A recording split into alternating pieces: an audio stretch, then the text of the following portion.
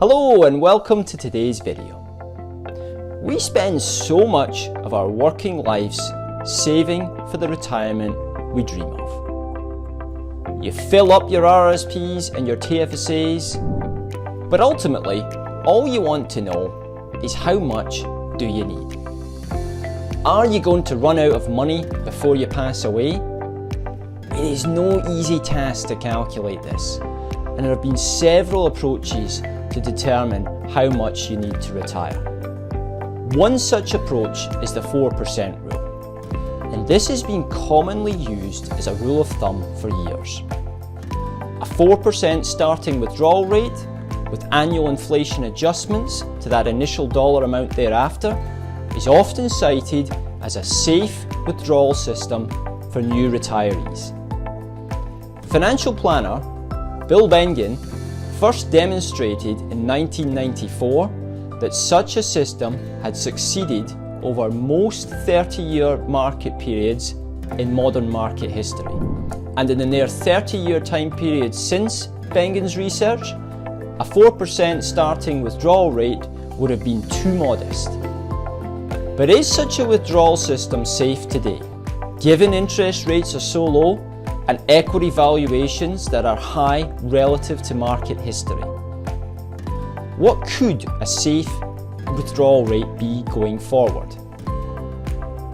The very factors that have supported the 4% withdrawal rate being too modest in recent decades argue for caution for new retirees.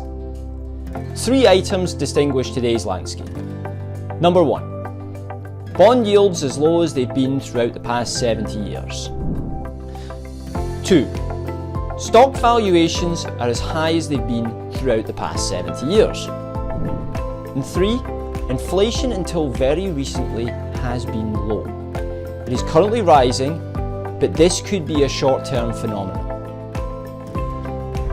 Employing 30-year asset class return estimates provided by Morningstar, equity market returns that range between 6% and 11%, depending on the sub-asset class, fixed income returns in the 2% to 3.5% range, and an inflation rate of 2.1%, Morningstar's research points to a 3.3% starting safe withdrawal rate for balanced portfolios.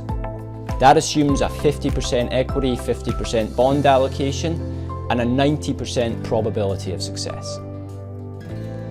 The chart shows the starting sustainable withdrawal rates for varying equity exposures and drawdown periods. It's notable that, contrary to popular opinion, ratcheting up equity exposure doesn't result in a higher starting safe withdrawal percentage than would be sustainable with a balanced asset allocation.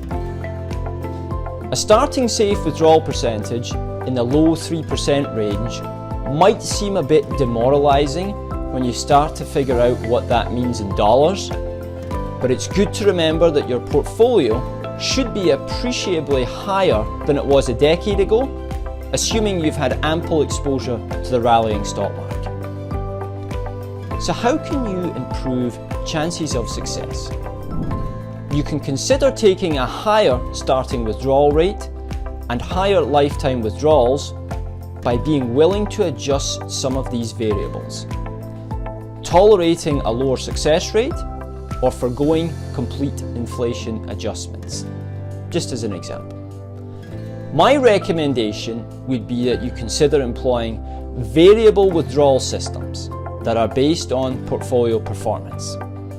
Taking less in down markets and more in good ones can significantly enlarge your starting and lifetime withdrawals.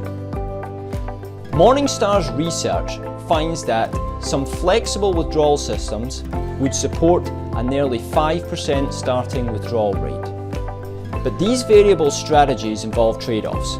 Specifically, the year-to-year cash flow can be more volatile, so you need to plan accordingly. So there you have it.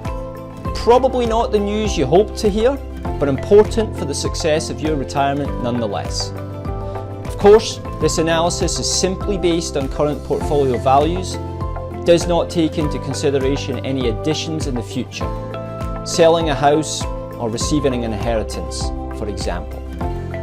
Hopefully you found this valuable. Before you go, hit the like button, subscribe to the channel, and ask any questions you may have in the comment section below.